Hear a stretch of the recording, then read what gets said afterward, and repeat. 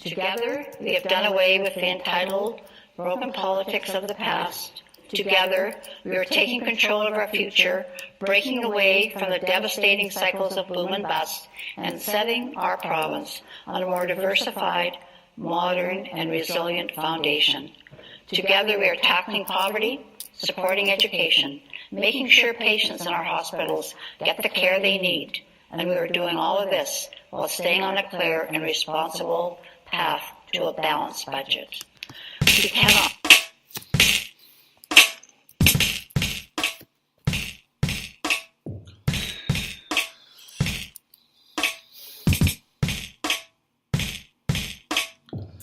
Hello, everyone. Welcome to Agree or Disagree, the podcast. My name is Kevin Olenek. You can follow me on Twitter at KEVOLE. You can add me as a friend on Facebook, Kevin Olenek. Like Agree or Disagree, the podcast on Facebook as well. Subscribe and say nice things on iTunes and Spotify or wherever you get your podcasts. Or you might be listening on Wednesday at 8 o'clock Pacific on Internet Radio Powercast 979. So thank you wherever you are listening. And it's a fascinating time in the Alberta political scene. It's like a combination of the West Wing, the House of Cards, and your favorite soap opera, like Days of Our Lives or whatever. We have what some have called the accidental government, the Alberta NDP, a government that doesn't seem to fit this conservative, religious, or some say redneck land. We also have a man that has come from Ontario to be the hero that unites us. But he seems to have so many secrets and friends in odd places. Is he a hero that has come to save us, or a man with a plan for bigger and better? We then have ethical questions on donations and motivations, and who has told who, and who withdrew a bank account for who. And of course, we've got an election coming up, and questions on media, and what's reporting what, and who's on whose side, and a throne speech. And as we are recording, something else may be happening as we are talking about what can possibly happen next in Albertistan, as I have affectionately called it. Our guest today will help us unpack this weekend and today's throne speech, or Monday's throne speech if you're listening on a different day, and what is coming up next.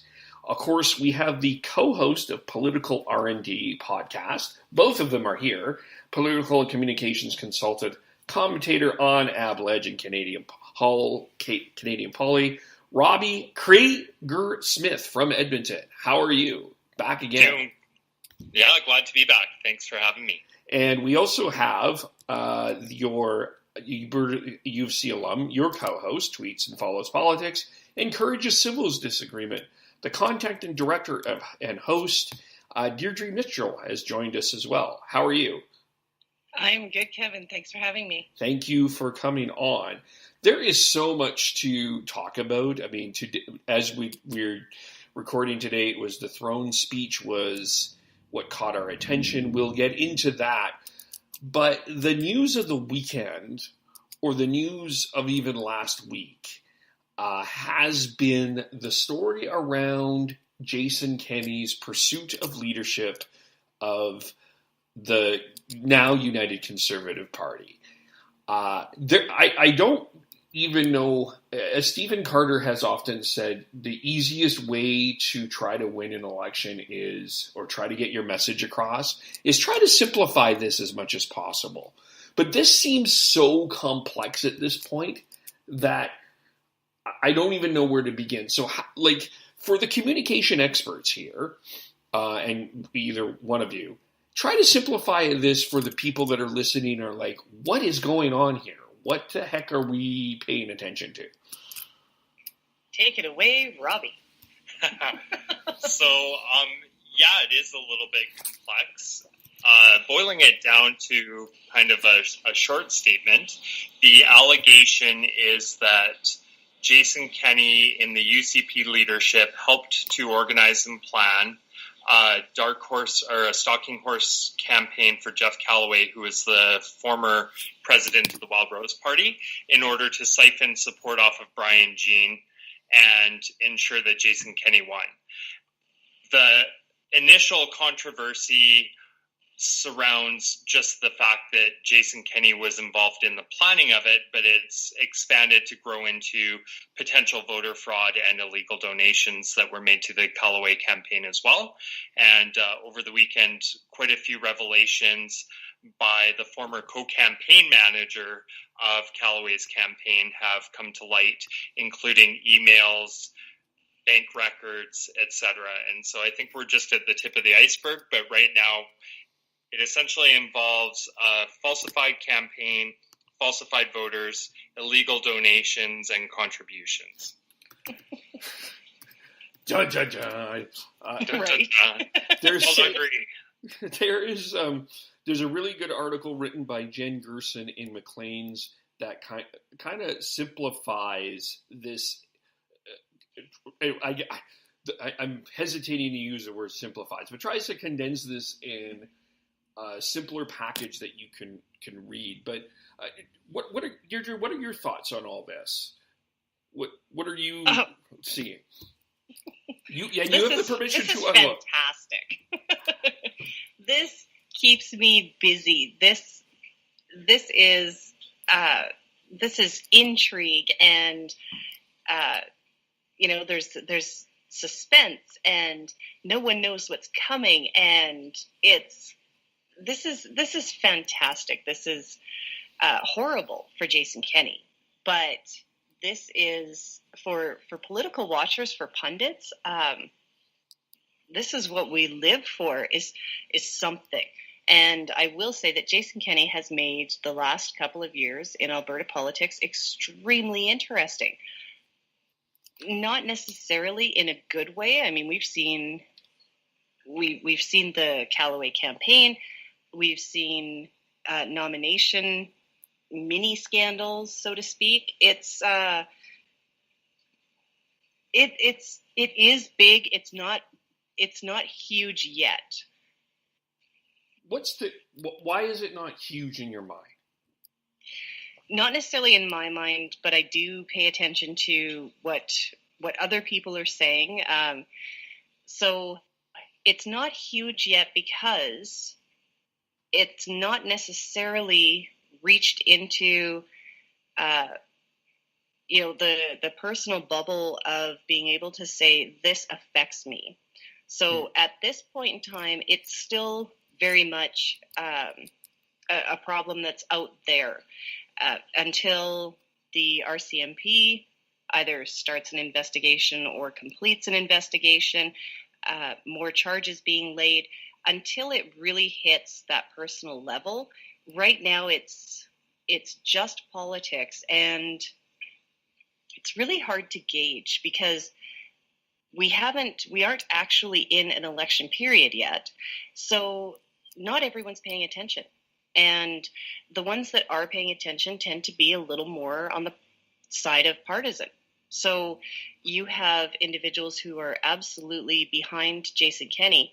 And while all of these little things build up and a few people might slip away and another few people might slip away, we're not really at the point where there's mass defection, because his goal right now still resonates with Albertans who don't like an NDP government. So until that changes, until they actually start to wonder whether or not he's actually trustworthy for them, and I don't think that's hit mainstream yet. Interesting. Because I'm hearing, and you guys, I'm hearing a little bit from what is there are some in the conservative camp that are saying, you know what, I'll vote UCP because I'm kind of obligated to, but I got to be honest, I'm not sure where I am with Jason Kenney. Are you hearing that? Yeah, I need more well, yes. You are hearing that. Okay. Yeah, the line I hear a lot too is that we don't like the NDP. We kind of like Rachel Notley. We like the UCP, but we don't trust Jason Kenney. And so people are kind of between a rock and a hard place and don't really know where they should place their allegiances. Yeah, and it's really fascinating to me because, I mean, in some senses, we've got you've got the people that are like that, Robbie, that are like, I'm not voting for NDP. And I mean, there were even texts on Talk Show that said, if Jason Kenney can run the government from prison, I will still vote for him. Which is cool. That would be, you know, that would be impeccably amazing, and in some ways. But there's also on my Facebook and on my Twitter, on my Facebook specifically, I did a little poll, and it's on Twitter now too, where I grade Rachel Notley 1 to 5, 6 to 10. 66 people out of 100 have said that she was 6 to 10. And it's not necessarily people that are sitting on only on the political left. It's people that I would consider that are sitting on the right that are finding Notley appealing. It's not just the party. And there's 41 people that don't think that she's doing a great job. And I'm doing that on Twitter too. And most of the people are thinking that Rachel Notley is actually doing a great job. And I think in terms of a personality part, I feel like Rachel Notley, the personality of Rachel Notley really seems to resonate well with everybody. She seems like a really genuine human being. She really the fact that she goes to parades and she dances and she just seems to have a really good time. She doesn't overdo it like the prime minister. And she's very thoughtful in her approach. She's not yelling about getting a pipeline. Maybe she shouldn't be blocking wine, but she seems to come across very thoughtful. Where I think that Jason Kenney, from the very beginning, using the word Ralph Klein and just the way that he's talked, I think he's rubbed people the wrong way as this has come through. He has, but I don't know. It's not just him. I actually wrote today, and the phrase that I used was, the scent of Ottawa is still on him. Like he's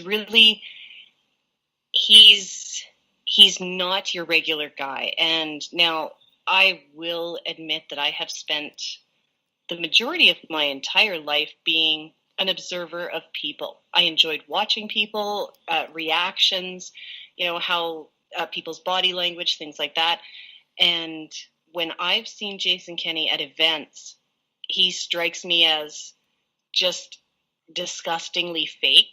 I understand how people are really excited when he gives them a look like, oh, I remember you. But it's very calculated and to me rings very untrue. So now not everyone spends their time doing things like that. Not everyone would pick up on things like that, but I have, and I think there's very likely, even if you don't pick up on what it is, I think you do pick up on something's a little off. He doesn't strike me as a very genuine person, and I've never had a conversation with him in person. I've avoided it well, but that's the scent of Ottawa. That's a good way to put it. He doesn't really fit in. Yeah, Two things that kind of stand out for me about what you said there, Kevin. We had done a polling session with pollster Janet Brown, and she was talking about some of the findings that they had when they were doing focus groups.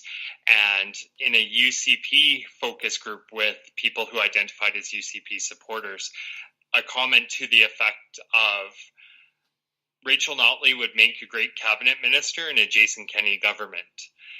And I hear that sentiment a lot, that they think that the premier has done a good job as an individual. She's actually a competent leader, but the bench team around her is so weak and so short of talent that they don't do an effective job of doing everything they need to do for the province and governing. And I mean, if I was to ask you, if Rachel Notley steps down tomorrow, who's going to replace her? I'm not so sure that most people have a clear idea or picture or name in their head as to who that next person is, who the clear lieutenant is. Sarah Hoffman has maybe started to establish her own brand a little bit, but there's nobody else really in that team that, in my mind, has been a star performer. As far as Jason Kenney, I've also been at a few events with him, and I know quite a few Conservatives that are supporters of his. And the thing about Jason is that he's really slick and he's got a ton of charisma. But to Deirdre's point, he can turn it off real quick. And I've seen it a couple times where that happens, where he's just disinterested, or he's done, shaking the hand and kissing the baby. And it very much is a fake persona that's being put on at public events. And when you catch him kind of in a moment of private honesty, it just turns off right away. And to me, that's very typical of public figures, but also very disingenuous or not genuine. Do you think that I'm going to play something from back in 2015 in a sec? Actually, I'm going to play this now because it'll claim to my question. This was back when Jason Kenney announced that he was going to be run for the leadership of what then was the PC party. And so after months of consultation, I have come to the conclusion that there is only one way to eliminate that risk, only one way to ensure that we defeat the NDP in 2019 and get Alberta back on the right track. And that is to unite Albertans around a common cause.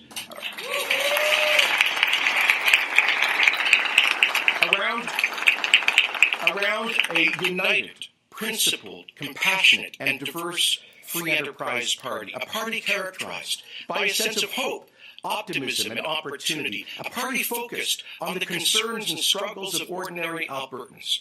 And friends, that means that the Progressive, Conservative, and Wild Rose parties must put Alberta first. We must focus.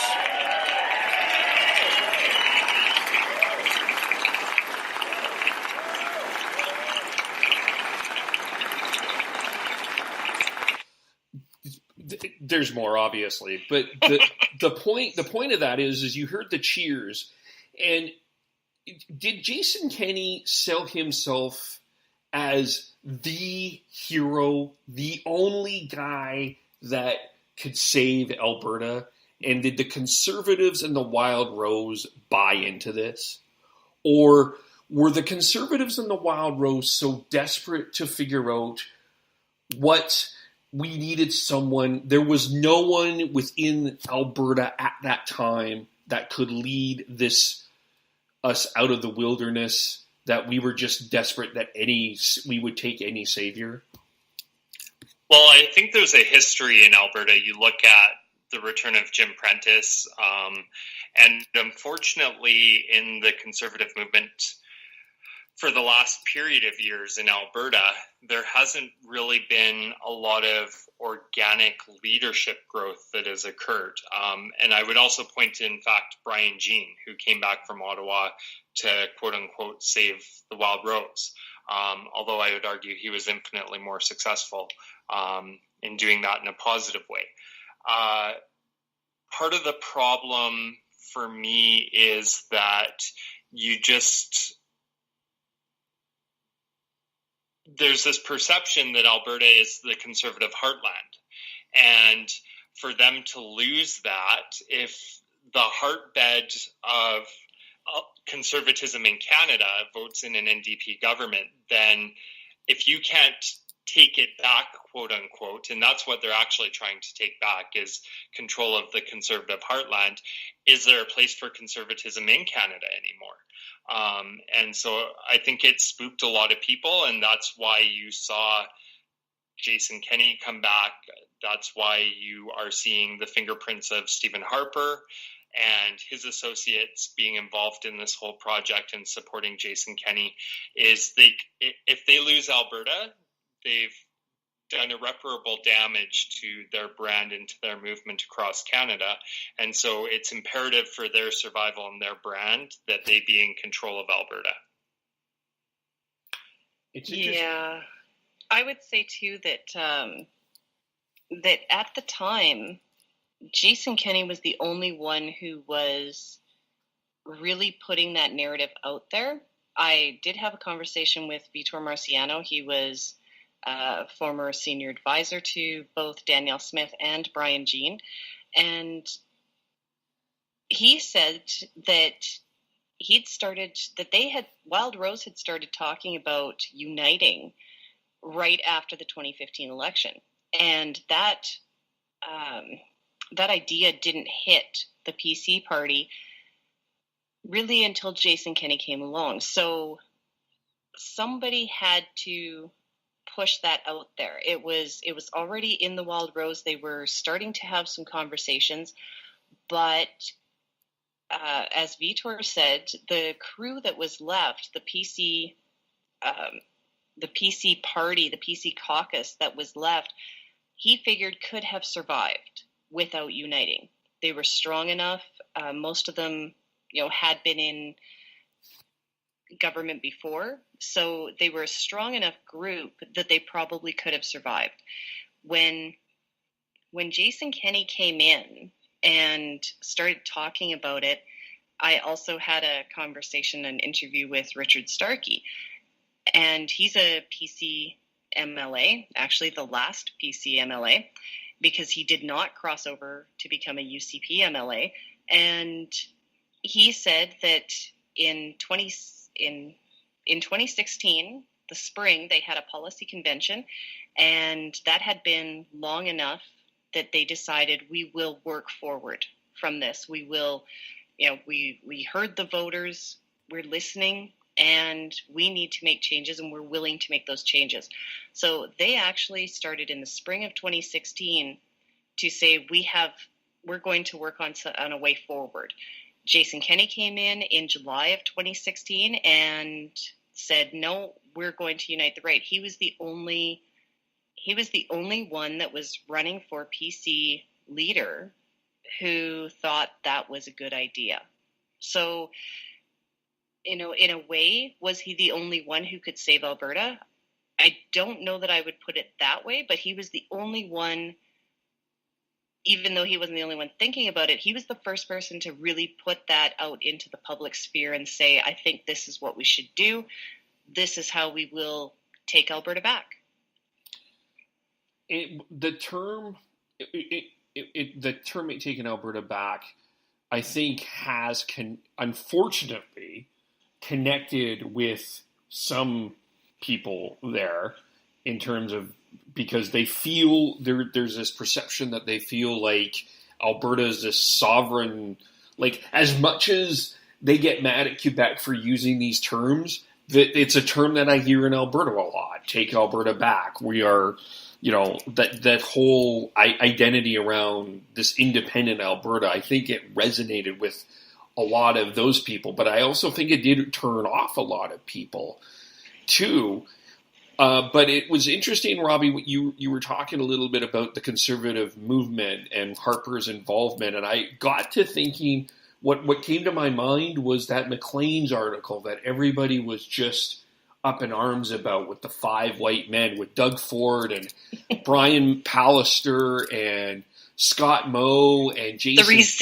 The resistance. Yeah, it was just like, it was such a, because it was like, It's the opposite of resistance. Yeah, No, they are resisting. They're just resisting, change. Yeah, they are in 1919 as opposed to 2019, but it's fascinating to me because even if you hear Jason Kenney's language, even when he talked about Ralph Klein, and he's still talking about Ralph Klein, he's using Ralph Klein. I find it interesting that Rachel Notley is using Peter Lougheed and Jason Kenney's using Ralph Klein. I think that's going to be a very fascinating thing in the debate that I'm observing, like the name choice here. But I never really thought about this idea that like the language of conservatism in this election, as parallel as it is actually on the line here. Yeah, well, I mean, first off, Jason Kenney was eviscerated by one of Peter Lougheed's sons in a quite popular article for invoking his father's image and reputation. So when you've got the children saying that dad would be spinning in his grave, it's kind of hard to continue to invoke that image.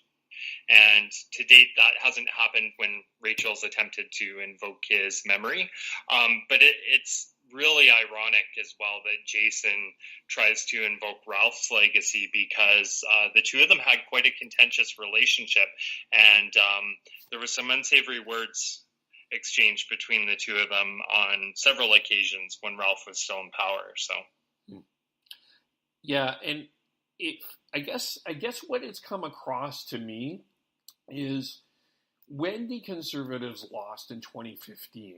I think there was a brand damage for sure, but I think that a lot of people were just turned off by the entitlement of the Conservatives, and that just for as long as for 44 years they were running this. There was a sense of entitlement and Sky Palace and whatever else other things that were going on, and I think Jason Kenney has kind of run a leadership of entitlement.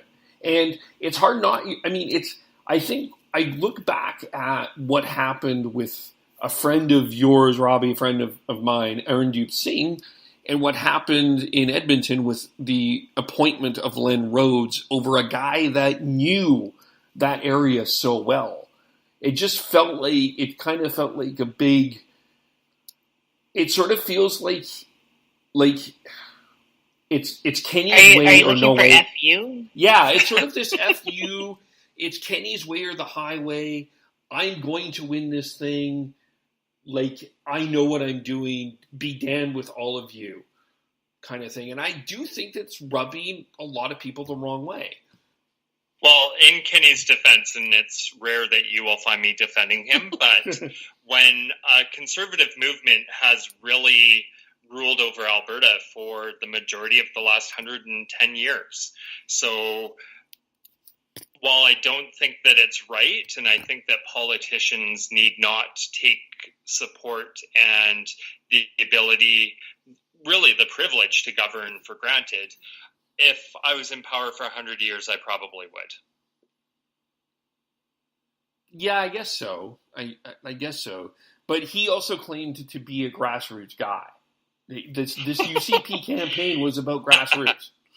Though, I will stop you right there, because the language that Jason Kenney used from 2016 until UCP leadership, until UCP AGM, it really was the language of Wild Rose. It was membership based. It was grassroots driven. It was servant leader.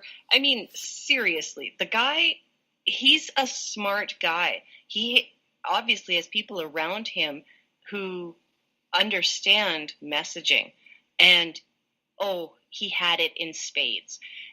He had organizers. He had Wild Rose loyalists running around the province and doing publicist work for him and doing marketing and holding these town halls and smoothing everything over for the Wild Rose. Yes, everything was going to be fine. we were, or they, I guess, were going to end up with a conservative movement that was really based on the Wild Rose principles and the Wild Rose Constitution and Wild Rose policies. They were sucked in like, I don't know, like a black hole. They were really sucked in. And it wasn't until the AGM when some policies came up that were voted, that were voted for. And once that happened, and Kenney said, and the grassroots guarantee disappeared from the website, so unfortunate. But, everything changed after that. And once the grassroots guarantee disappeared and all the nomination scandals that have happened since, it's actually been kind of unfortunate to see. I mean, there was definitely some, a little bit of smugness when some people had to make some mea culpas and say, wow, I was really wrong. But then you start seeing that this wasn't just a Derek Fildebrandt thing, right? It wasn't just him that was taken in. It was people who just volunteered their time. It was people who really believed in what they were sold. And Aaron Deep, there's another individual who believed that he had a shot, like that he had an actual chance because this was a Democratic Party. And, same with the other candidates that were running against him for the nomination. And so many other candidates, in all honesty. But I think it's been I think it's not only been a hard lesson, but I mean, I think it really hurt people. Yeah. I guess. Yeah. And two other things. I think the other thing that is, and there was a story today in Press Progress that just came out. I don't know. Robbie pointed out, Robbie and I both saw that before we were recording. I don't know if you saw this, but a UCP candidate was apparently been quoted as saying that the white supremacists are being kind of blackballed in the UCP party, which again has created another perception that the UCP cannot shake, which I think the Wild Rose, it's interesting that they kind of followed the Wild Rose pattern because historically this was the Wild Rose problem as well. They can't shake this extreme alt-right connection that I think that a lot of conservatives are really starting to feel very uncomfortable with.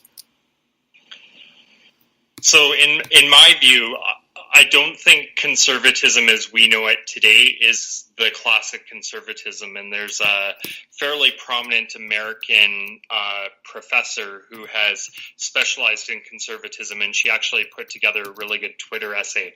And I'll have to find that and send that along to you. Her name, I believe it's Kate Antonova.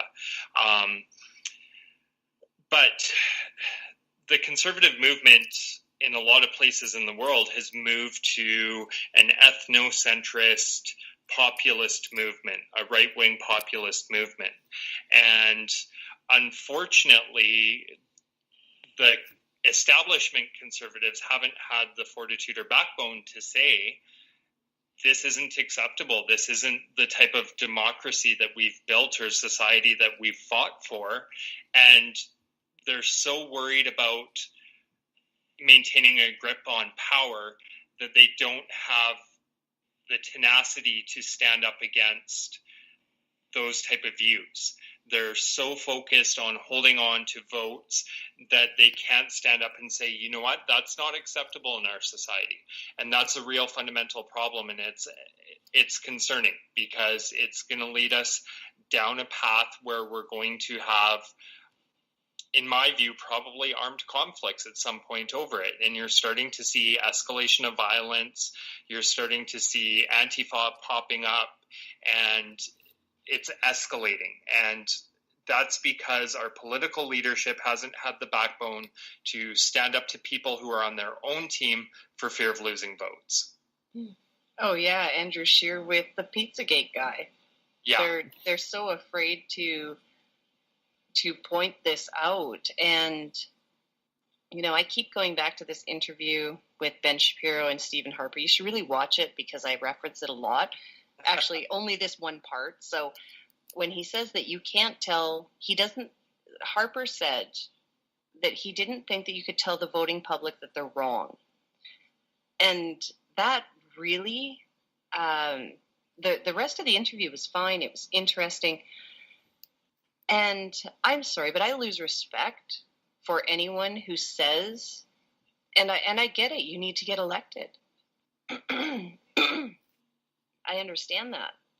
But somebody has to be the adult in the room. And the adult in the room says Santa Claus doesn't exist, and neither does Pizzagate.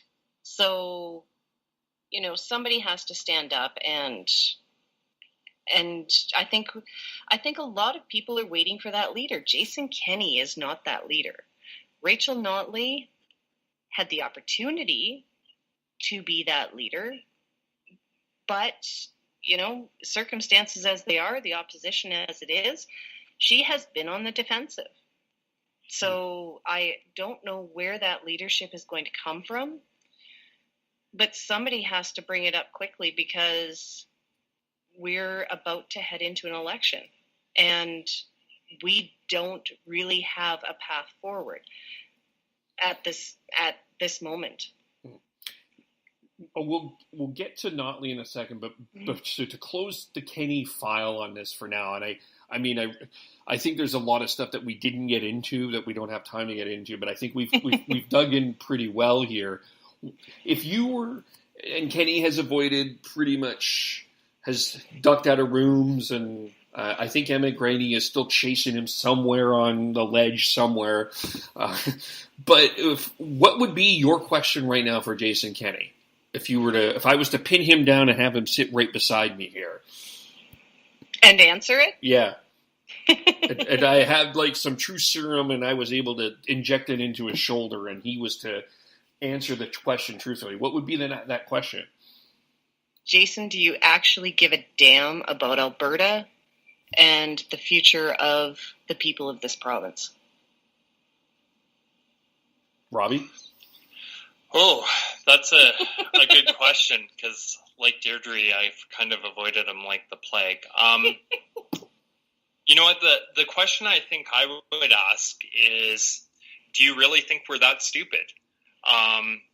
Do you think that when you throw some of your most loyal people under the bus and you show no loyalty to them, that they're not going to turn around and do the same to you in kind? And do you actually expect that you're going to be able to cover up and get away with lying about all the things that have gone on? And I'd like to see him squirm. Yeah, it's interesting. And before we get to Notley, I tweeted this out, but I think it's really fascinating. The other thing that's been really fascinating is watching the people that have been so angry at Trudeau and the Liberal government for the SNC Lavalin and handling say with Jason Kenney, well, we need to wait. We need to wait. I'll let him govern from jail. I just think that that's a whole other subject maybe that we can get into. But I just think the whole thing is going to be quite fascinating. What Jason Kenney is selling the next couple of months is going to be interesting. But at the same time, I'm living out here in BC, in Vancouver here. I am being governed, not being governed. The government here is the BC NDP, as everyone knows. And I'm finding quite a fascination between what I'm seeing here in BC to what I'm observing in media in Alberta. So I'm not there, but this is my observation.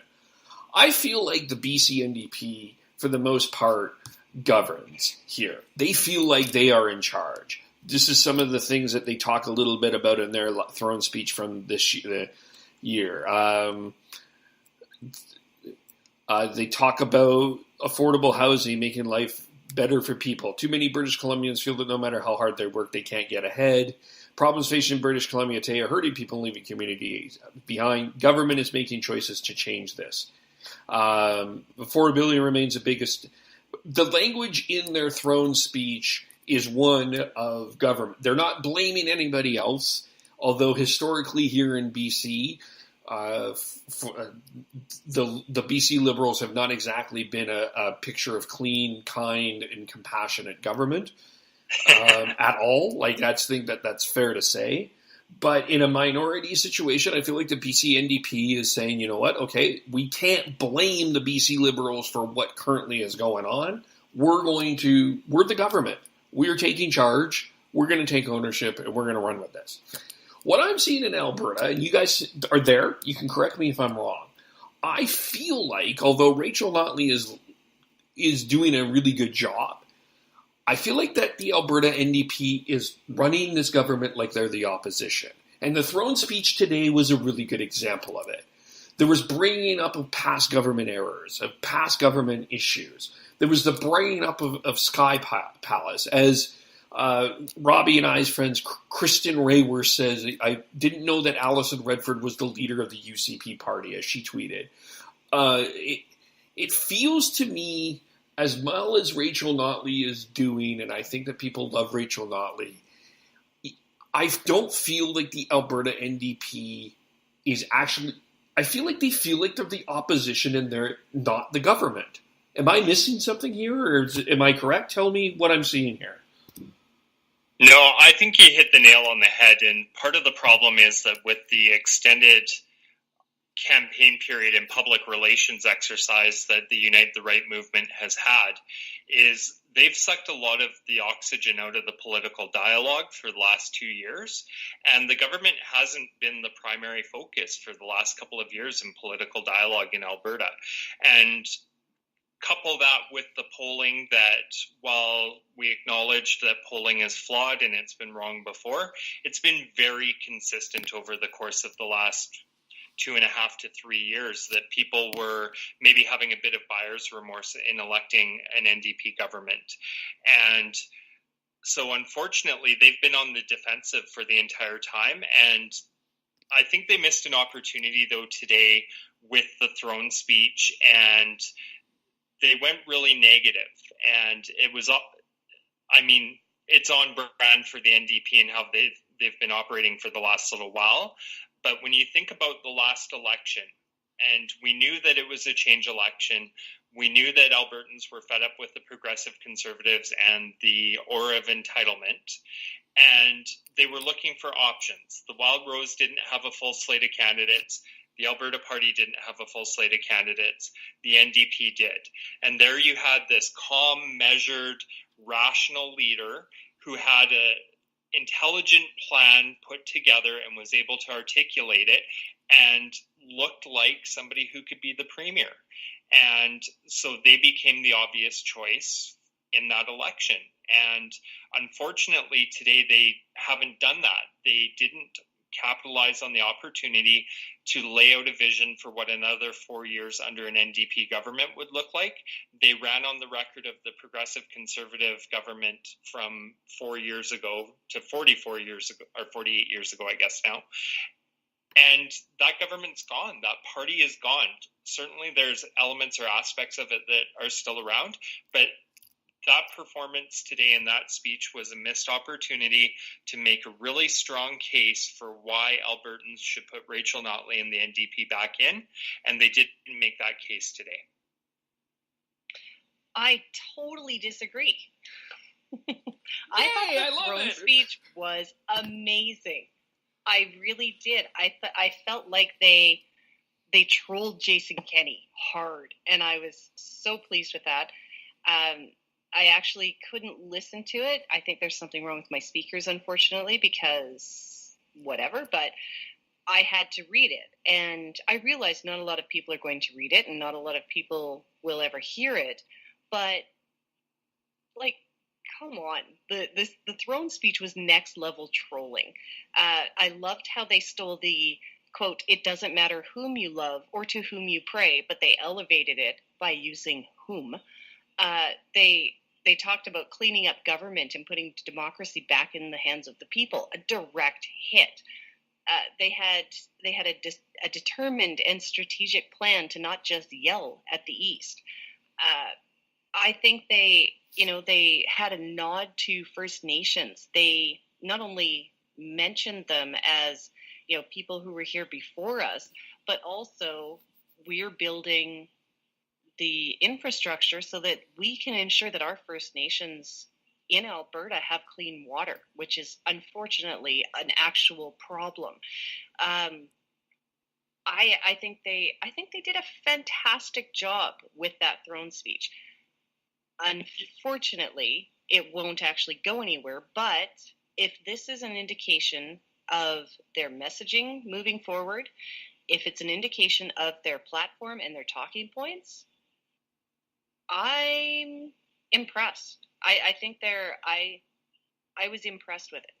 So, see, and I completely disagree, because they're supposed to be the positive ones running on their record, and they did talk about their record all over the province, from the schools being built to the schools being built, school upgrades, hospital upgrades, Red Deer. They mentioned so many places across the province that are benefiting from policies or investment in their areas. But only within the context of none of this happens with a Conservative government, and it's fear-mongering. But they have to do that. Why do they have to do that? Why can't they say, these are all the great things we're going to do, and we're going to do even more of it in the next 4 years? And I think they did. I think they did set a little bit out there. But the thing is, when Jason Kenney was talking earlier today, one of the many interviews that he did, and he said, well, the NDP doesn't want to run on their record. That throne speech shows you what they look at as their record. And you know what? People like investment. Remember Janet Brown? We like it when government spends money, and they listed off everywhere that they're spending money, or that they have spent money. And people thought that a podcast with two centrists would be boring. See, there's one thing I'll agree with you on. That throne speech was entirely about trolling Jason Kenney and the UCP. Oh, yeah. And trolls are under the bridge. They don't get to operate it. And so they're running for opposition, and that's where they're going to wind up. I still think it was good. I liked it. I guess this is the question that I'm left with here, though. Is your vote for the NDP, or is your vote anybody but Kenney? Individually, or Albertans en masse? Start individually first. Let's start individually there. Well, individually for me, in my constituency, I am supporting the Alberta Party. I know I have a history and a legacy with them. There is honestly some constituencies in which I would not vote for the Alberta Party candidate, because the NDP or the UCP candidate are better, to be frank. And I won't go into those. Yep. But in my constituency, I'm definitely voting for the Alberta Party candidate, because they grew up here. They're connected to the community. They're passionate. They're in it for the right reasons. They're not in it for power. So for me personally, that's it. On a provincial scale, though, I would be open to voting for the United Conservative Party, if not for its leader. I'm a member of the LGBTQ community. He has an atrocious record on those issues, and his actions don't match his rhetoric. Not issues, Robbie. Rights. Rights is a better word. And I can't, with a clear conscience, support a leader who pathologically, quote unquote, misspeaks about important issues. 2 weeks ago, he knew nothing about Jeff Callaway's campaign. And then 4 days ago, none of his people had anything to do with it, but he did know about it. And then his people ran it. Yeah, and then his people ran it, but that's okay, because campaigns do that all the time, and that's just politics. So for me, integrity and truthfulness are important, and I will have far more respect for a politician that gets up and says, you know what, I screwed up, I made a mistake, I'm going to learn from it, and I won't make that mistake again, than somebody who changes their story 3 or 4 times as the narrative, or as the truth comes out that refutes what their narrative has been. Okay. Deidre, well said. So I'm in rural, actually. I'm out in Strathmore, and I have been mostly a supporter of who is a gentleman who is now the Freedom Conservative Party leader, Mr. Derek Fildebrandt, because until this last week, we didn't have anyone other than Leela here. Oh, I'm sorry, Sharon Howe is also, the Alberta Liberal Party is also running. But, Derek Fildebrandt keeps things interesting.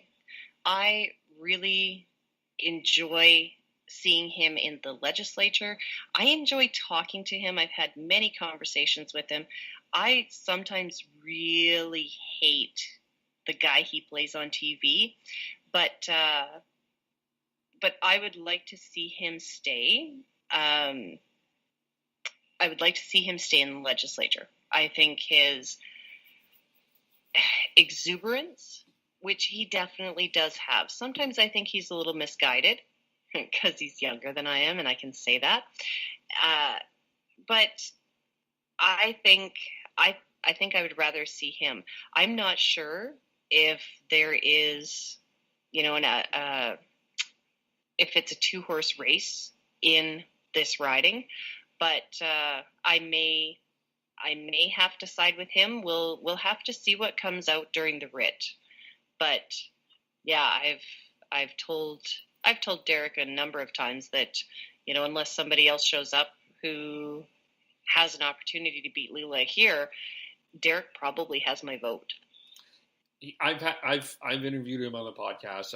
I've been at his house. I've had chats with him too. I think he's a there is the persona right. that Derek has, but I think you got to give him some kudos. He didn't walk out of the bubble bill. He was the one that stood in there and said, I disagree and here's why. You could not like that. He didn't walk out. He represented himself. Like as he pointed out today, earlier this week or today, he talked about it like he's the only one that stood against all of the NDP policies. He's willing to put himself out there. But I think deep down inside, deep in the heart of him, I think that there's a good heart there. But you're right. I feel like he's being misguided a little bit. I think that it's going to be interesting to see what happens to him going forward. Because I think that there'll be some things at the end of the day that he may end up regret. But I think he's a fascinating person to have in this. He is, and I would like to see him stay. I don't, like I said, I'm not up on what the polling is in this riding or anything. I absolutely wish him the best. Leela here, I think, at one point in time, she seemed to be interested in fighting for some values. I mean, maybe they weren't even hers, but that changed. And I don't trust anyone who's willing to just get rid of them. But it still comes back to the question of, are we voting for someone because we think that they are better for government, or are we voting for someone to keep the other person out?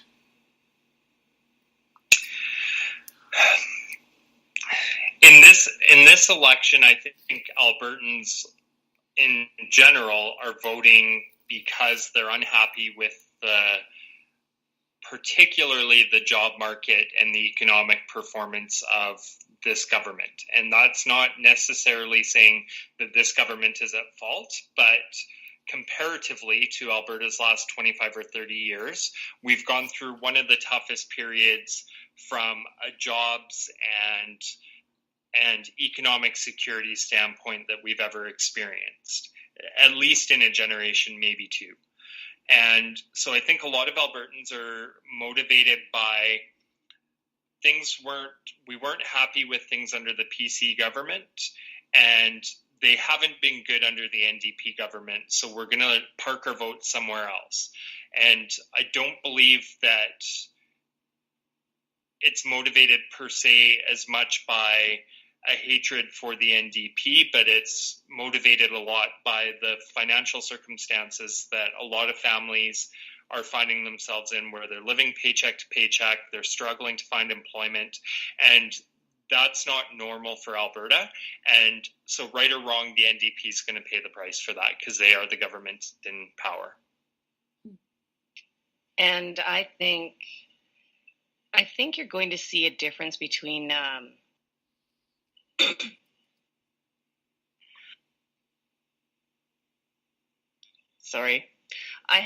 I think you're going to see a difference between rural and urban.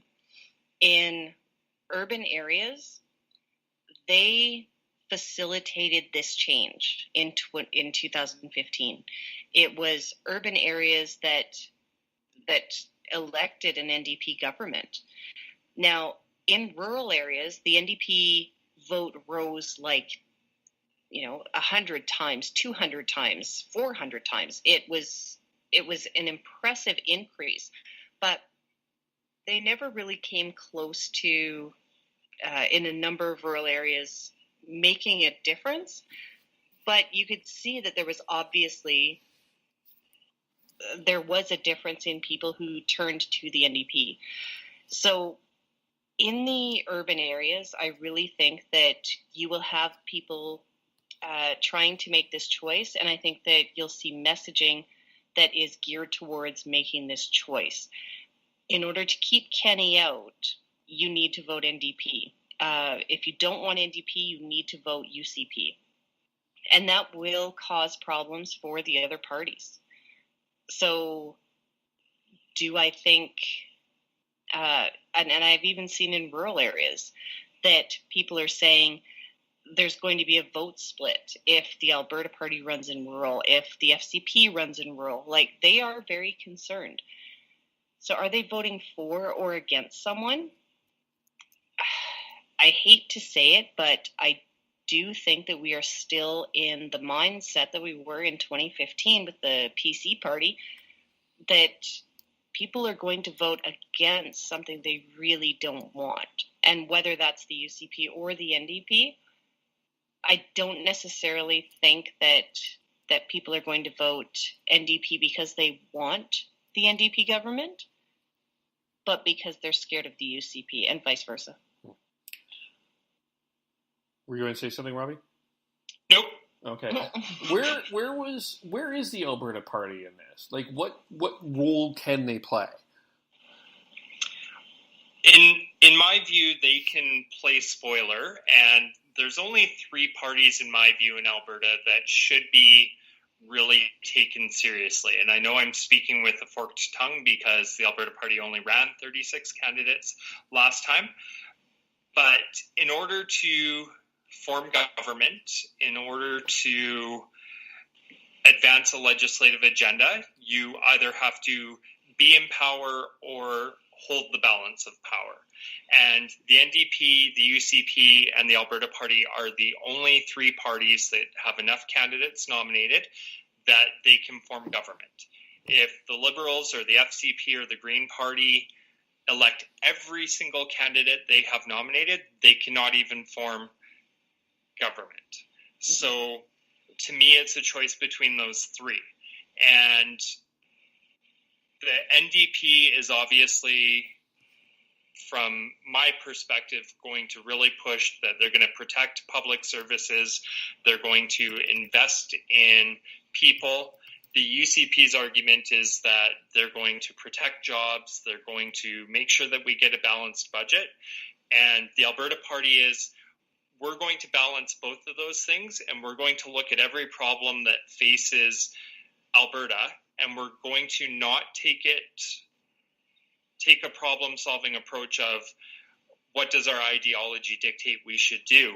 We're going to take a look at what is the problem, what is the suite of potential solutions, and which one is the best one. And it doesn't matter if it's a left or a right, it's keeping all the tools in the box on the table to utilize.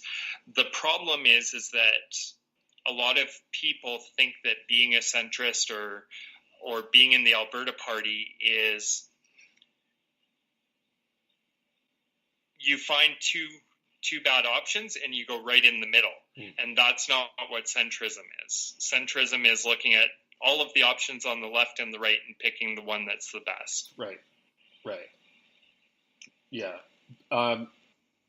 See, this is my hope. Honestly, I already have made this bold prediction. I think that this is the most healthy thing. Quite frankly, I think Alberta needs a minority government. I don't know. Totally agree. I don't know who needs to lead it. I can't pick a winner, but I think that would be the most healthiest thing to happen in Alberta, because it would actually, things would have to get done and conversations would have to happen right now. And it's not necessarily, I don't blame the NDP necessarily for this. I just think it's just so fractured that it's just, you're almost forced to work together in a minority situation. I agree it would be good for Alberta and it would be good for democracy. And the one thing that I will say is if you look at British Columbia, the Green Party with 3 MLAs has been holding the legislative agenda on some fronts a little bit hostage. Sometimes that's good, sometimes that's not. And talking to some people who have worked with Horgan in the past, their belief is that he's actually very pro-pipeline, but he can't publicly say that because his government will fall. And that if he had a majority government, he would actually be a lot more collaborative and cooperative with the Alberta government. So there's times where that works against people. And if you look at the polling in British Columbia, the support for the Trans Mountain expansion is in majority territory. So sometimes it's not a good thing, but I also look at the minority governments of the first few terms of the Stephen Harper government.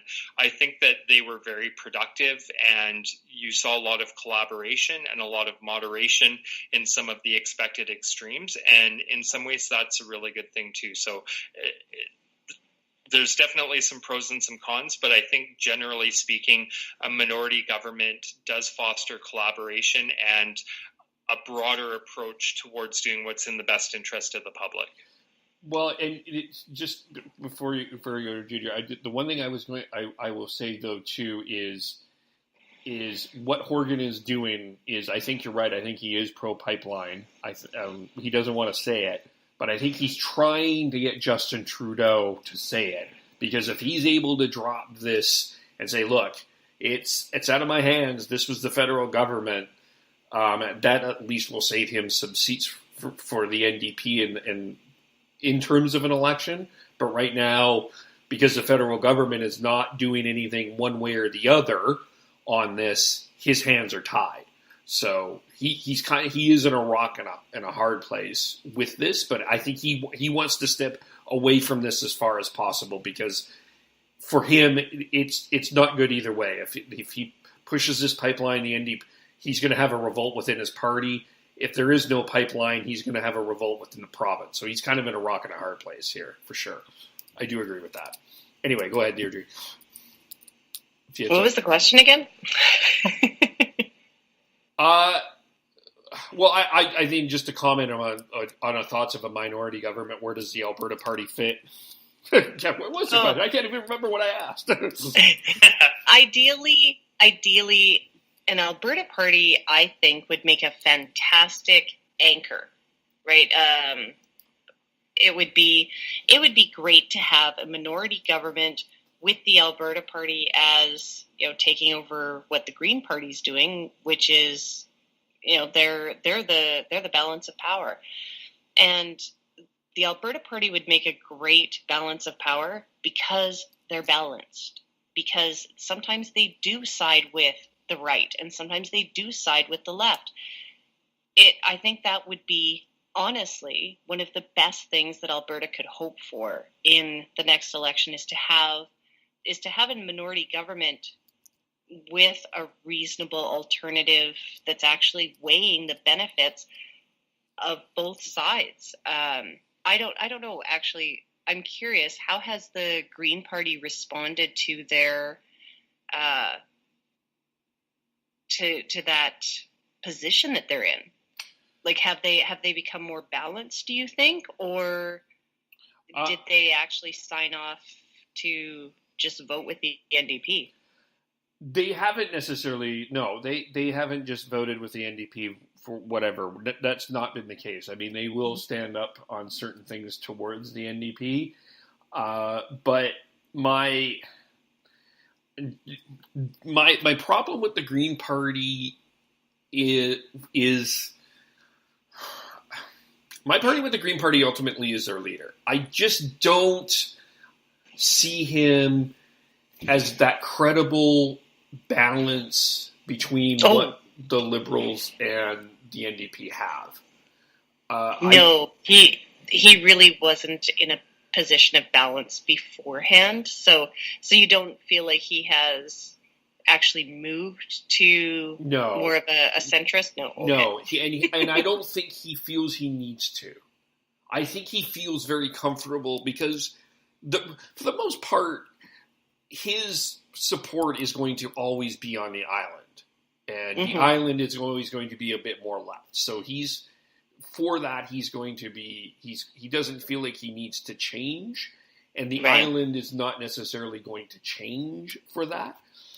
But I do think in some ways, like for some things that have needed to go forward, like this whole Uber conversation that is not here in Vancouver or not ride sharing in BC, I think that's hampered that a little bit.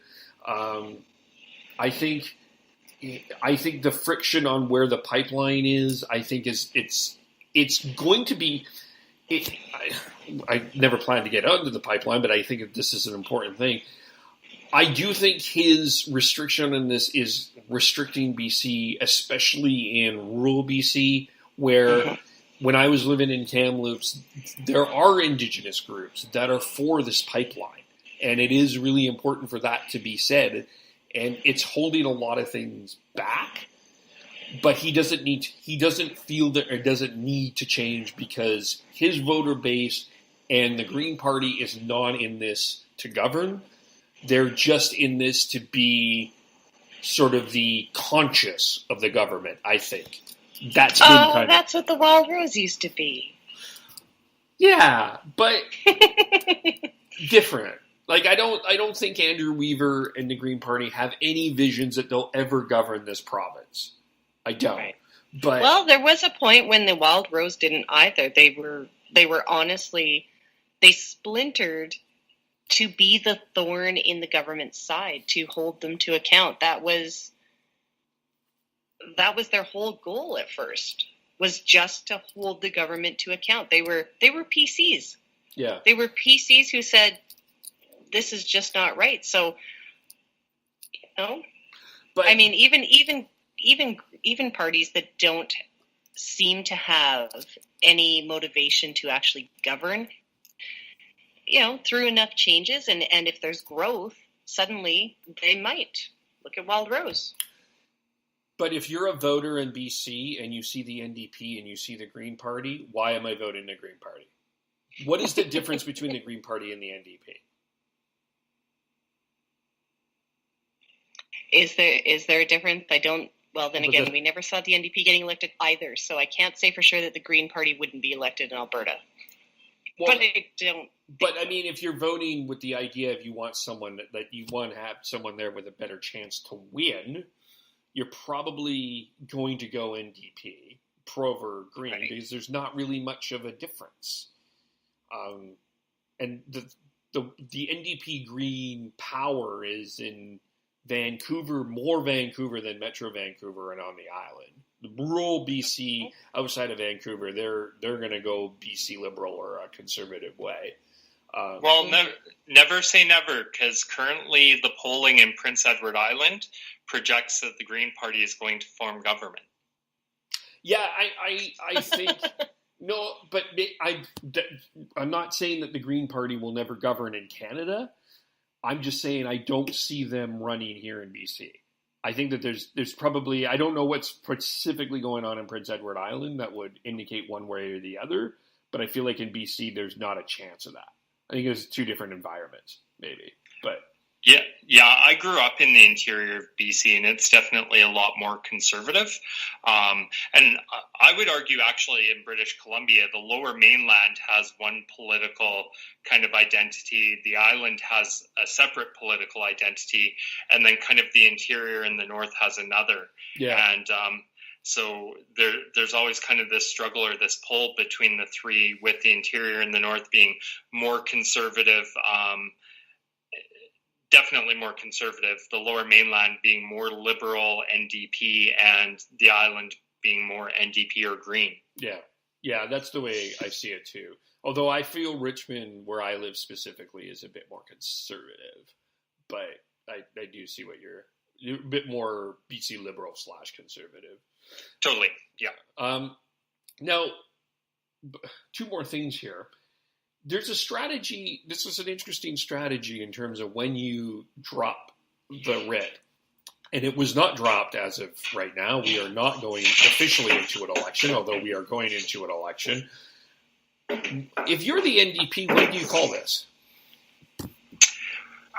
Given the revelations of this week, I know that the intention was probably to call the election probably tomorrow or sometime this week.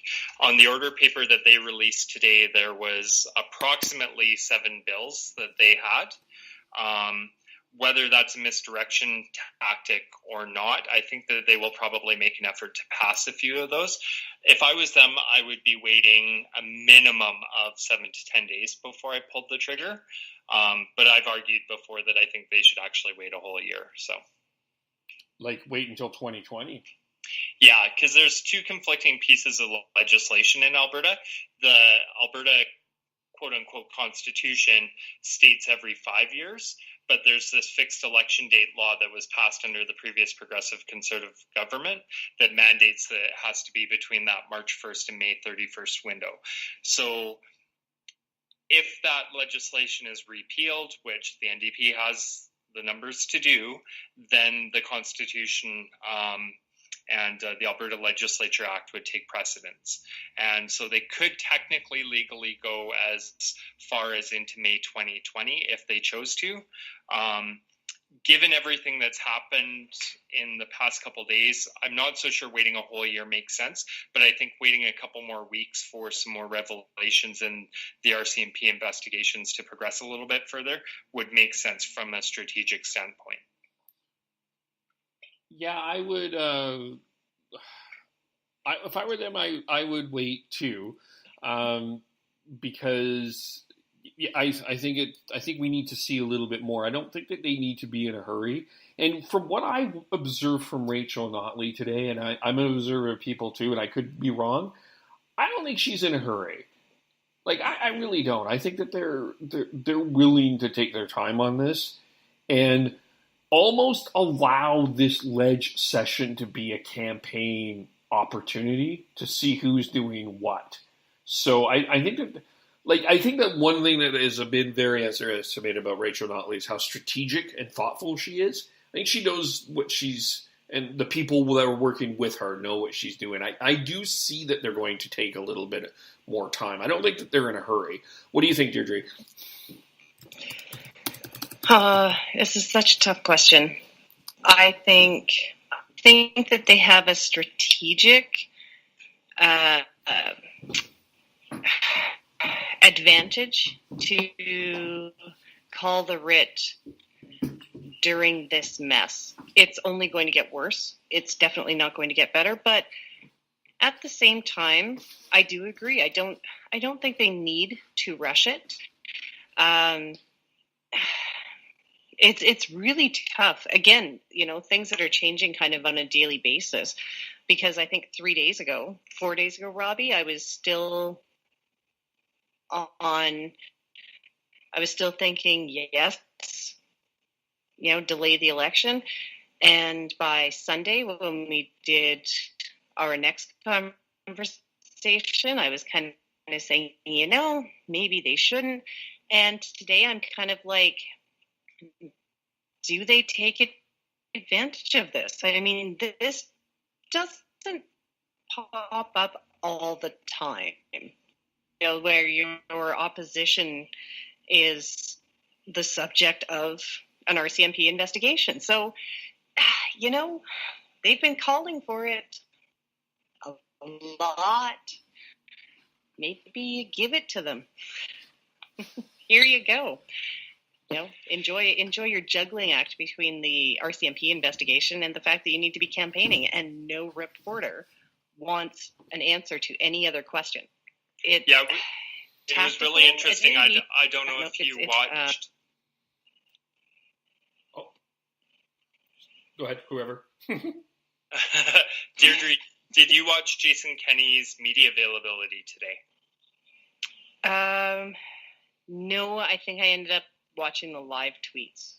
Okay, so they responded to the speech from the throne, and Kenney, actually, to his credit, again, 2 times in one podcast, he spent almost an hour answering questions in the press gallery. And the majority of them were obviously about the Kamikaze campaign. We talked about this a little bit yesterday on our podcast, that when you have a scandal or a media circus related to an issue like this, it's so hard to get your message out and to be able to talk about the things you want to talk about. And as an example, today there was 2 questions related to the throne speech. Everything else in that nearly hour-long media availability was about the Kamikaze campaign. Mm-hmm. Yeah, it is interesting, and I mean, a lot of you're right. I agree with you, Deidre. There was a lot of people asking for this to, the perception is you're running on taxpayers' money. Just call this damn election, and you're toying around, and you're actually campaigning. So if they do it, they're actually obeying what the other people are doing. But it does seem unfair, right? Well. Listen, when Stockwell Day was running for the Reform Party, or the version of the Conservative Party at that time, that party was in such a disaster that Chrétien called an election and wiped them out, right? So is there an expectation to be fair in politics? I don't know. No.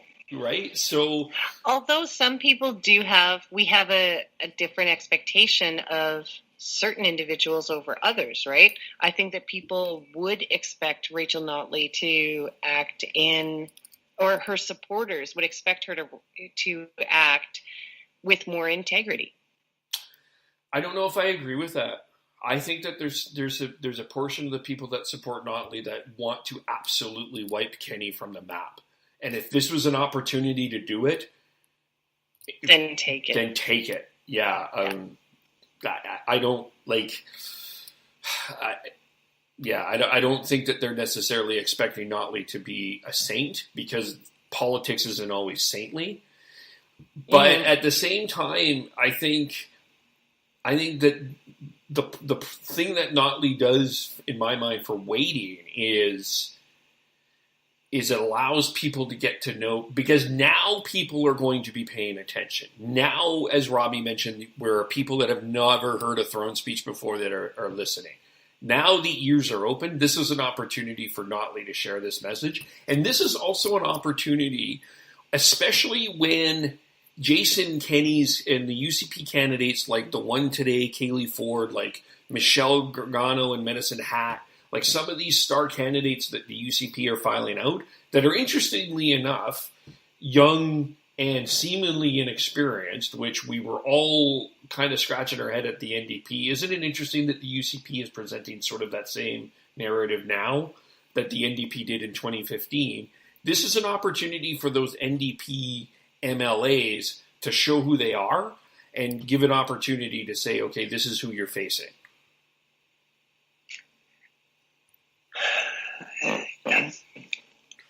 Yeah, that's an interesting thing because 4 years ago they were inexperienced and had no profile, and now they're 4 years more experienced with no profile still, and that's part of the problem that I talked about before. If you think about, and I asked you to name the top 5 people in Notley's team, Joe Cece stands out a little bit, Sarah Hoffman for sure, Rachel Notley. David Shepard? He's a backbencher. I mean, he's been a perfectly fine MLA, but and he's a wonderful person, a lovely person. But I just think in terms of like actual meaty governance and somebody who's really done a good job making a difference in their file. Danielle Larrabee did a really good job with the Fort McMurray fires. But there's nobody to me that I'm just like, oh my gosh, if Rachel Notley's vaporized tomorrow, that person has to lead this party. And that's problematic. That's fair. That's why I think you have that opportunity to kind of pitch that a little bit better. I do think, I think that the natural next person might be David Egan, but I think I think he's been a bit of a disappointment as an educational minister from my perspective. I don't think, no matter where you're like, I think he could have done a lot more than what he has done in terms of GSAs and implementing those and really making sure that schools are doing that. I think he's been a bit of a disappointment, and I don't know if he's a very trustworthy person in the mainstream. I don't think he has Notley's charisma or care or personality that people would end up trusting a David Egan, but I do see where you're coming from there. Yeah, on David Egan too. And again, I'm gay, so GSAs are an issue near and dear to my heart. The problem that myself and a lot of people in my social circle who are LGBTQ feel is they feel like the LGBTQ community has been supported by the NDP government, but oftentimes used as a political wedge. And I was attending Pride last September in Calgary with a group of friends and people from the Alberta Party, and the government made an announcement that they were going to be adding coverage for PrEP, which is pre-exposure prophylaxis, the treatment to prevent HIV transmission. But they'd had a really bad weekend in the media cycle, and the news came up, and I was like, oh, that's really good because it's very, very expensive. And obviously HIV/AIDS is a very serious disease, and if we can prevent the spread, that's great. So increasing access is good. And my friend turned to me and said, do they only ever make announcements that benefit us when they've got a PR disaster on their hands? And I hadn't really thought about it that way, but the more I thought about it and started to look at it, I was like, there's some validity to that, right? And the thing with the GSAs that I've seen or experienced is that it's been used as a hammer. So here's an example. I have a friend who is LGBTQ, lives in a rural area, and attended a Christian school. And it was late January or early February, David Egan called a press conference to say that any of the schools that weren't in compliance with the new GSA policy were going to have their funding pulled. That school received a phone call at 9 o'clock in the morning, a little under 2 hours before he went in front of the cameras to tell them they were going to have their funding pulled. They had submitted their policy in the fall.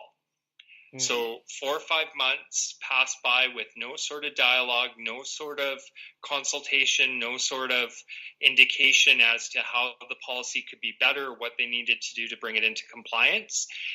And they find out just before Egan steps in front of the cameras to say, we're pulling the funding from your schools. To me, that's weaponizing the GSAs and gay kids. And it's problematic because it alienates people who might be supportive of my community.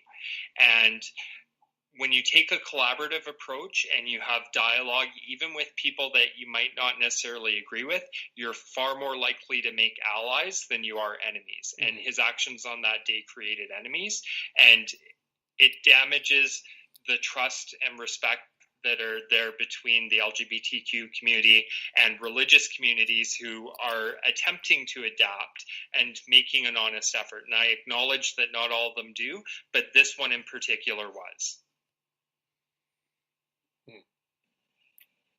I don't really have anything it's interesting feedback, and that's something I haven't heard a lot of. So I appreciate hearing that. I don't have anything to add to that particular. Deidre, if you do. No, I'm good. All right. I do think it's important to say. So speaking of allies and friendships and collaboration and all of that, I want to talk about the role of media, and I specifically kind of want to get into, there's the mainstream professional media, there's Chorus Radio, there's going to be CTV, there's going to be CBC, all of those that are professionally paid. And then there's the independent, us, the podcasters, the social media pundits, us who are going to get involved, not necessarily like we're professional, but we're not mainstream, I guess. We're more independent. And there's been a lot of conversation about who's on whose side and how that's being presented. In your opinion, what is your role or your expectation, and what are you hoping as independent media, social media folk that are engaged on Twitter, engaged in these conversations? What is your goal in terms of do you feel is your responsibility, your goal, and what do you feel like the responsibility of all of us involved in that is? Deidre, do you want to start? Yeah, sure. I think it's to provide perspective that we are able to provide as, reporters report. Journalists are not, there aren't opinion columnists. And I think that we provide this interesting balance of, in a lot of us do a lot of research. We spend a lot of time getting the facts right, and we can mix it in with our opinion. It's a thing that I don't think it is, it allows us to cross those boundaries in a way that newsprint media cannot, or at least, not all of the people that are doing it. I think that we have an opportunity as independent media to spend time, and absolutely it's going to be our pet projects. I started following Jason Kenney in 2017. The majority of my knowledge lies with things that he has done and he has said. That does put me at a bit of a disadvantage because I can't really tell you what the NDP was doing during that time. It wasn't my focus. But I have, I've got a veritable timeline of things that Jason Kenney was doing. So I can kind of use it to look back on, and it furthered my knowledge. We have the opportunity to maybe use a pet project, something that we're interested in, and really do a deep dive into everything about that. And we also maybe have the opportunity as well. Like I drove all over the province for 2 years, following different events and networking and building my contacts. Not that I knew that I was doing that at the time. I was actually for fun. As it turned out in the end, I've got this great network that I can access, and it's something that I did fully on my own, and it's something that your mainstream media stations no longer necessarily have the funding to allow their reporters to be on the scene. So we can provide a different perspective. We can provide based reporting as well as opinion, we have the opportunity to make our shows as long or as short as we want. I love to bring people on for an interview, and I will let a person talk for 6 straight minutes because I want to hear their story. But I have that opportunity. I don't have to break for a commercial. I don't have to stop. So, we have this amazing tool at our disposal, and we can use it. And I think we should be using it. That being said, we'd be happy to break for commercials if any sponsors are out there. Yeah. Robbie's all like, I would not survive. Yeah, I wouldn't mind a commercial here or there either that we could put in. I'm not opposed to that at all. Yeah. So for myself, I think that obviously I'm passionate about politics. So for me, my background or my primary experience with politics has actually been in media relations, and I've prided myself on having a really good relationship with the majority of the media that I've dealt with.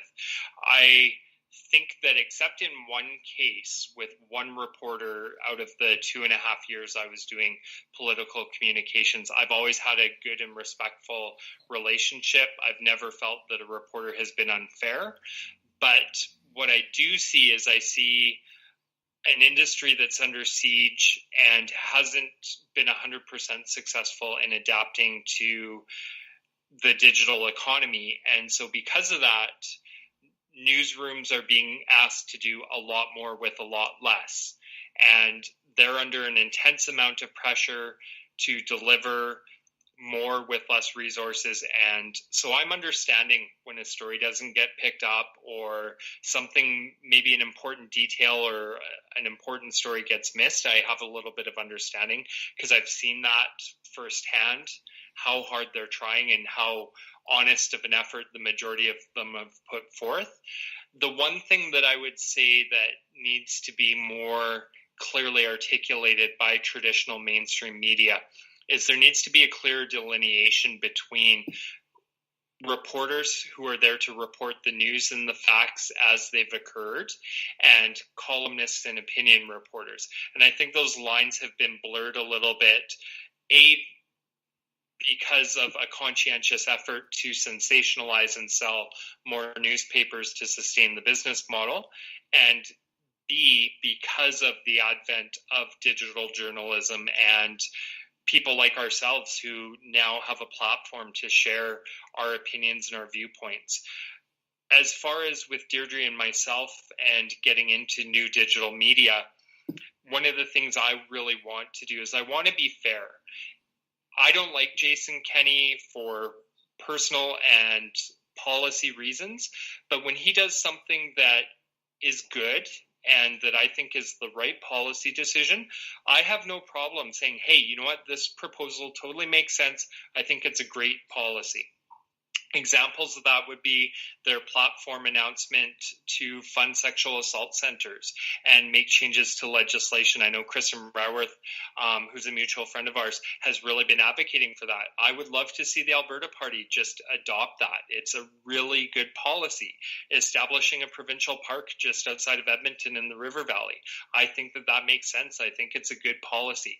And a fundamental problem that we have with politics right now is that we have people who are so locked into supporting their team or their ideology that they can't acknowledge when somebody else does a good job, and they won't hold their own team to account or criticize their own team because it's perceived to be weakness or giving up ground.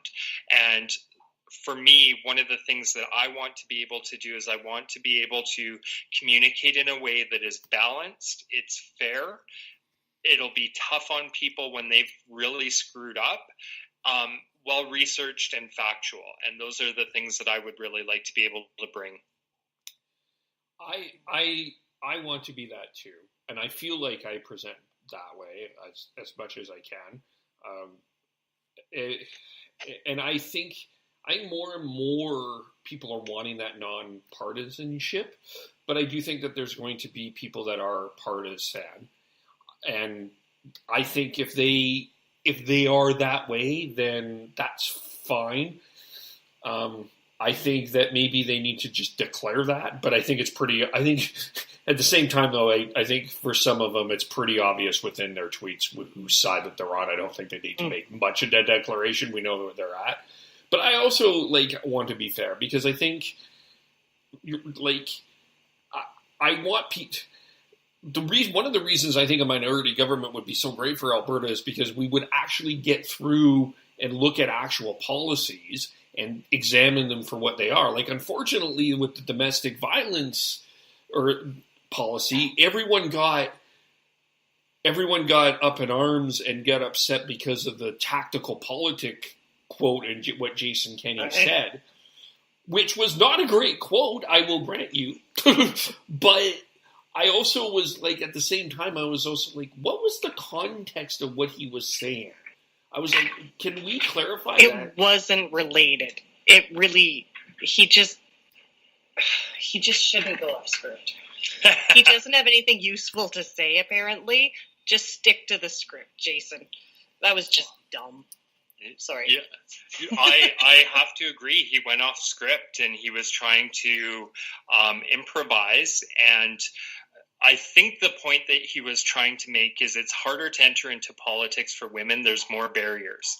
And because of that, they tend to have less experience when they're first entering, or they have had less time to build connections that are able to support them. And I do some work with an organization that tries to get women into politics and tries to remove those barriers. So I understand the differences. And just as a man, I've never thought, I can't do that. I can't run for election. I can't whatever. I've always thought I'm going to figure it out and I'm going to do the best damn job that I can.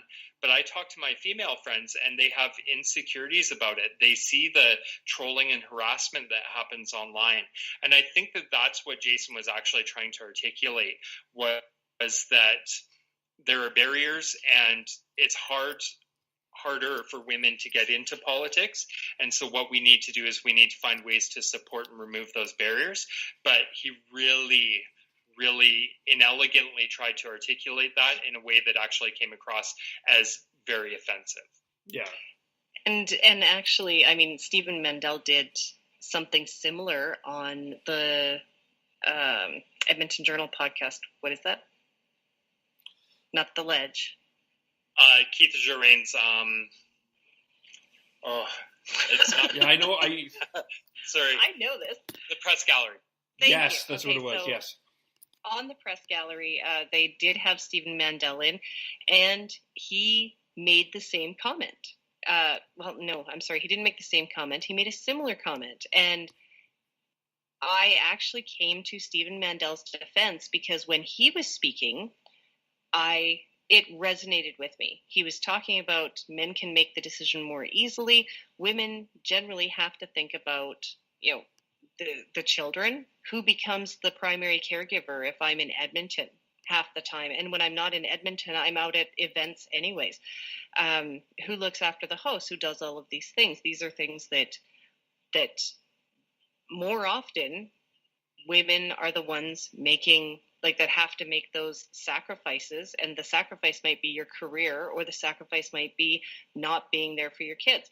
But these are things, and when Stephen Mandel was talking about that, it resonated with me when Jason Kenney was talking about, women might not be as experienced and they're up against people who've been in politics for, got a lifetime of politics. And I'm thinking, okay, that may be the case. I don't feel like it's my inexperience that's going to hold me back, but it's all of these other things. It's my real life. Who does this? There's a reason that a lot of women don't get into politics until later on in life, because they need to make sure that everything else is taken care of. Their kids are off on their own. I can't imagine how many of the NDP candidates who had babies during the last 4 years. I know one of them for sure isn't coming back. That was Brandy Payne. Yeah, and Stephanie McLean is already gone right from the race completely. So, from the legislature, she resigned. So. And they were both from Calgary. Well, Brandy Payne was from Airdrie, right? I can't answer that no, it wouldn't be Airdrie. Those are UCP. Oh, that's right. Yeah. Okay. So, yeah, but both of them are from Calgary. And the requirement, if you're in Calgary, is that you spend time in Edmonton. And it's not just run up for a day. It's 4 days in a row. So, that is something that it's difficult if you have other responsibilities. And I really don't put any of those responsibilities more on men than women, because there are men who have responsibilities as well, that they can't just take 4 days and be somewhere else. Do you think an element of the pushback against both Mandel and Kenney when they're trying to articulate these barriers for women is that it's a man articulating it? Do you think that it comes across as paternalistic, that the two of them are trying to speak to the struggles that women do face? I mean, it could be. I hate to think that my partisanship played more of a role, because, like I said, I did come to Mandel's defense. But the way that he described it, I actually listened to it and said that was me.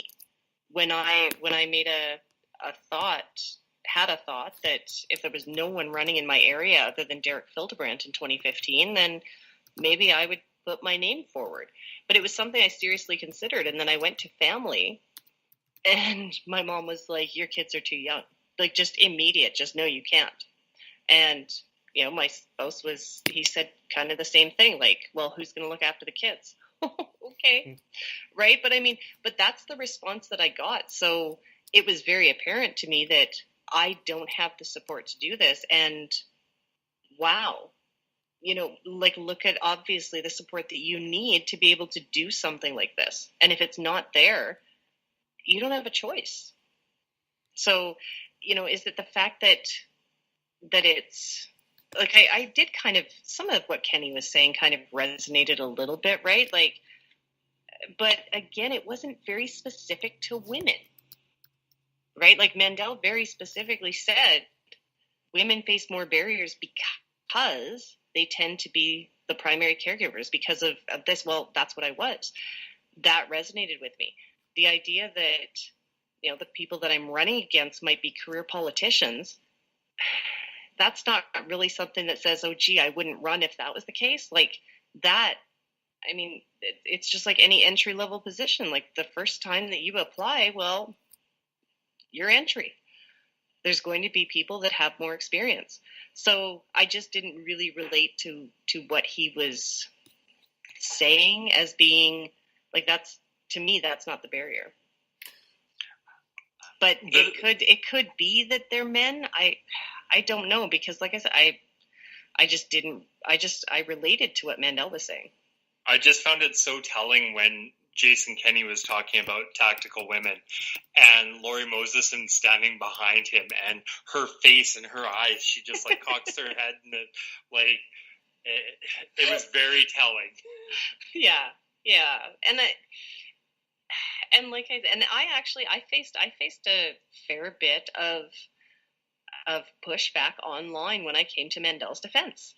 And it was tough for me because I was getting this pushback from people I normally agreed quite often with. And it was tough, but how do I explain? This is exactly what I felt.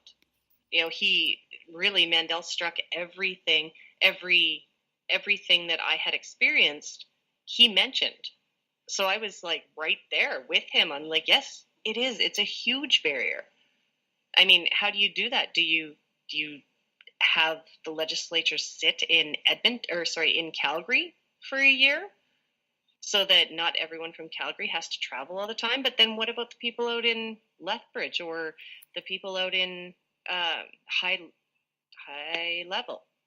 Those people who live out there are going to have to travel no matter what. So it's unfortunately the role of politician even in Alberta politics, let's not even talk about federal, but it's restrictive. It's not really meant for families. It's not conducive to families. And that's whether you're a man or a woman. I think it's hard. Yeah. It's just one of those jobs that really isn't for that. Well, Shauna sorry, Yeah. she, I know who you're talking about. yeah, say that again, sorry. Gorelek, thank you. I'm Ukrainian. I should be able to pronounce that much better, but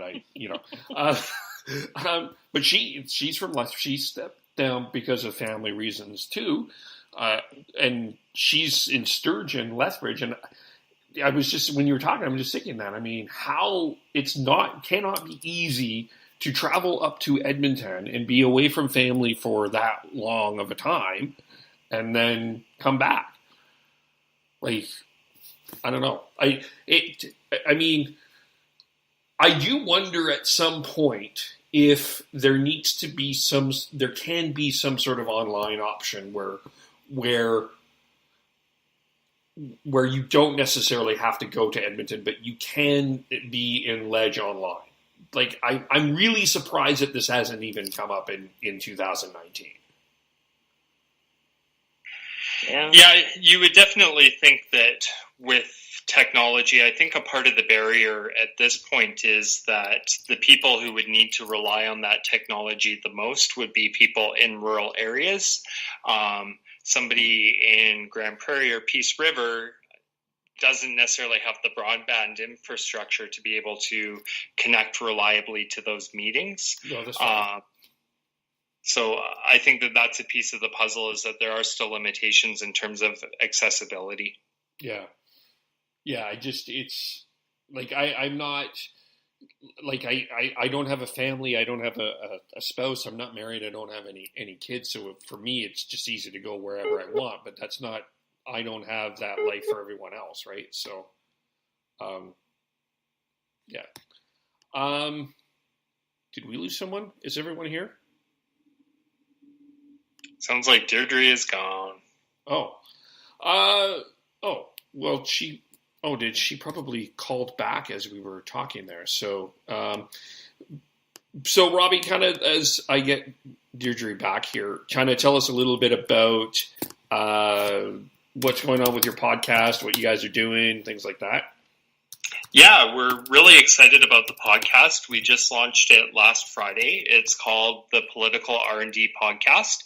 R&D, kind of a play on research and development, but also Robbie and Deirdre.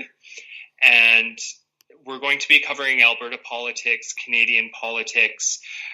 The intention is for it to more or less be a weekly podcast, and it's going to cover news and current events that have happened in the previous week.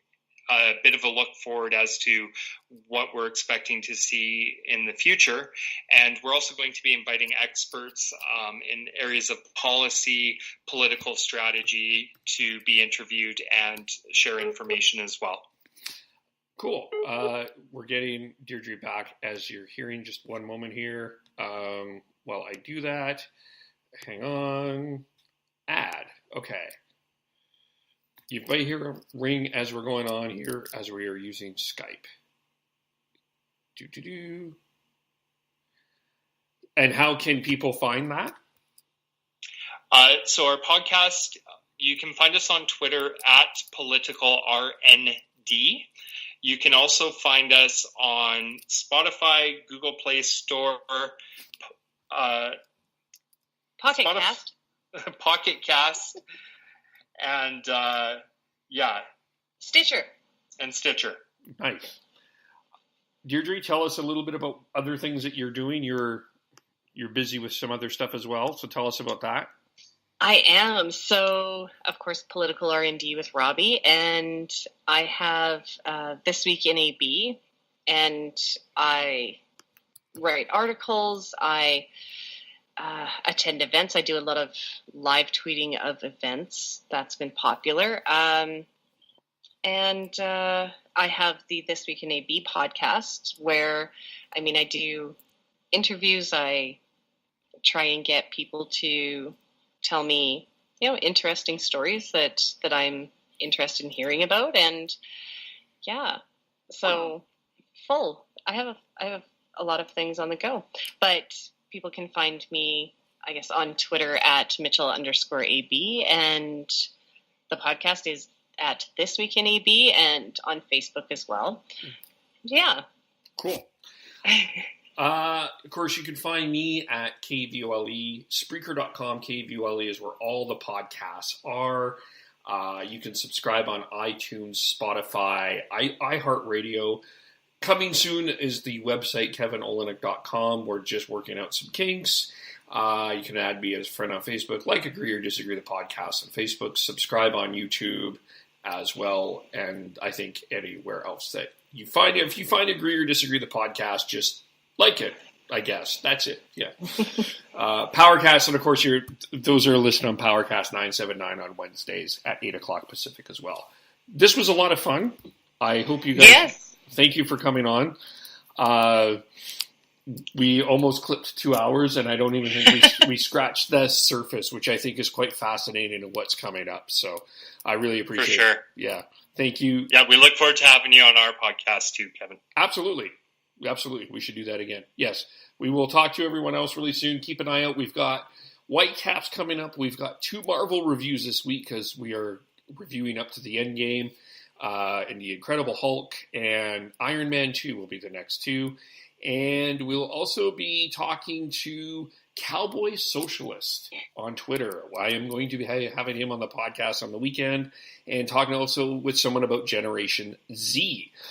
So keep an eye out for that. We will talk to you all very soon. Bye for now.